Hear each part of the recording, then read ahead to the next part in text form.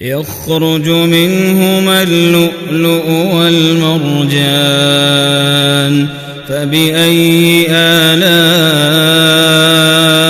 ربكما تكذبان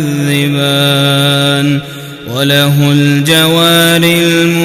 المنشآت في البحر كالأعلام فبأي آلاء ربكما تكذبان كل من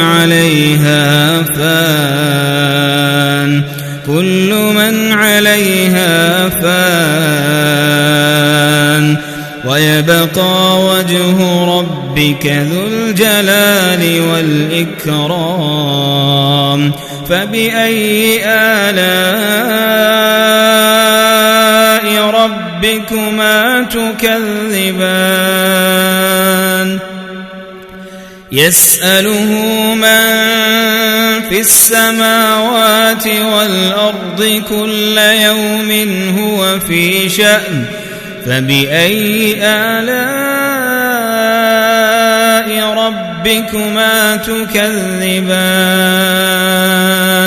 سنفرغ لكم أيها الثقلان فبأي آلاء ربكما تكذبان